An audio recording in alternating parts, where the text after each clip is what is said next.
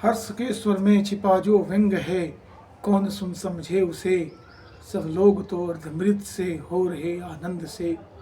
जय सुरा की सनसनी में चेतना निस्पंद है। नमस्कार, मैं अमरेश कुमार मिश्रा आपके समक्ष पुनः आज उपस्थित हुआ हूँ सुबह की चर्चा में। उसमें जो चेतना की जो गति आज की है, उसकी चर्चा राष्ट्र कवि ने किया कि सभी व्यक्ति क्षणिक हालात से खुशी होकर के अपनी चेतना को मार रहे हैं, चेतना की ओर ध्यान ही नहीं दे रहे हैं। चेतनशील हो जाना व्यक्ति के दुख का, विकार का समापन है। और उसी कड़ी में आगे कहते हुए कहते हैं, युद्ध को तुम निंद कहते हो, मगर जब तलक हों उठ रही चिंगारियाँ, भिन्न स्वार्थों के खुले संघर्ष की युद्ध तब तक विश्व में अनिवार्य है। और जो अनिवार्य है उसके लिए खिन्न या परितप्त होना व्यर्थ है। तू लड़ता या न लड़ता, फूटती हंस किसी की प्याली से। तो जो दुनिया में अनिवार्य है उसकी घटनाएं घटित होके ही रहेंगी।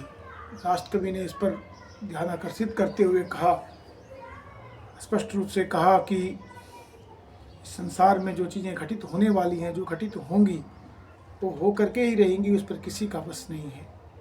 चाहे लोग जितना भी यत्न कर ले, तो ये चेतनशील होकर के हम इस बातों का मनन करें कि कौन सी घटनाएं घटित होके ही रहेंगी, कहाँ पर हमारा कसूर नहीं है। सुख भोगता हुआ व्यक्ति और चेतना विहीन जो व्यक्ति होता है वो पशु के समान हो जाता है। तो हम निरंतर अपने चेतना को जागृत करें, चेतना को जागृत करते हुए हर विधाओं में महारत हासिल करने का प्रयास करें। जब हम हर विधाओं में महारत हासिल करने का प्रयास करते हैं तो हमारे अंदर उन चीज़ों की उत्पत्ति होती है जो हमें महान बनाते हैं, जो हमें दूसरे से अलग करते हैं, जो दूसरे से अलग खींच करके हमें उन पथ पर लाते हैं जो महानता की ओर ले जाती है। तो हम करें ही क्या? अब ये प्रश्न है कि हमारा आचरण कैसा हो, हमारा कर्म कैसा हो।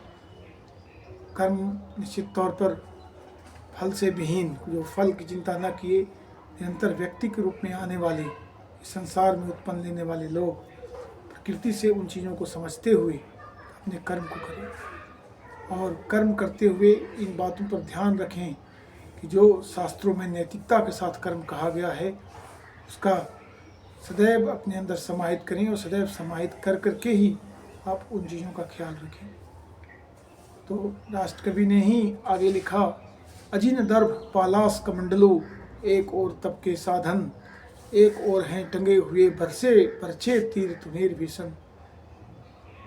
एक ऋषि की कुटिया का वर्णन करते हुए वो कहते हैं कि एक और अजिन दर्भ पालास कमंडलो, एक और तप जहाँ पर एकाग्रचित होकर के व्यक्ति तप कर सकता है वो टंगे हुए हैं, दूसरी तरफ बरछा तीर तुनीर और तलवार टंगे हुए हैं। राष्ट्र कवि कहते हैं कि यह किसी ऋषि की कुटिया है या किसी साधु की है या कोई छात्र की है, समझ में नहीं आता है। तो जब हम इन बातों को समझते हैं, जब इन बातों पर फोकस्ड ऑन होते हैं, तो हम ये देखते हैं कि तप व्यक्ति के अंदर के उन गुणों को पुनर्जागृत करने का है जो बाह्य आवरण में उपस्थित चुनौतियों से उसका सामना किया जा सके। दुष्टों का समन, जो लोग दुष्ट हैं, दुष्ट प्रवृत्ति के हैं, स्वार्थ में लिप्त हैं, उन्होंने अपनी चेतना को मार दिया है और पशु के समान हो गए हैं। तो उनका संहार करने के लिए तलवार, तीर, बरछा भी आवश्यक है। और जब आप उन आवश्यक चीज़ों का ग्रहण करते हैं तो आप निश्चित तौर पर एक तपस्वी होना चाहिए और आप तप में निरत होने चाहिए आपको। तो जब आप तप करते हैं, जब आप उन चीज़ों को समझते हैं, तो आप यह पाते हैं कि आप चेतना को जागृत करके, अपने संपूर्ण शक्तियों को अपने अंदर जागृत करके आप एक व्यक्ति के रूप में स्थापित होना चाहते हैं।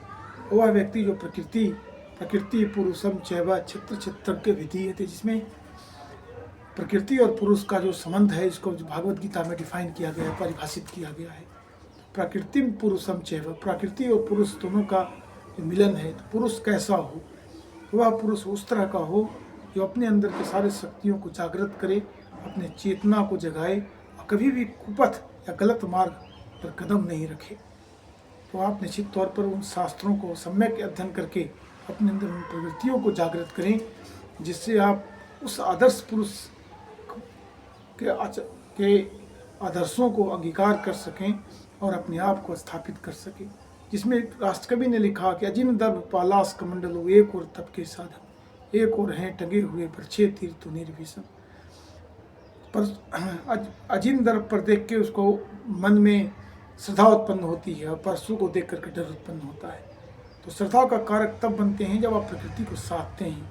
जब हाथ में आपके शस्त्र होते हैं तो डर आपके द्वारा भय का क्रिएशन होता है।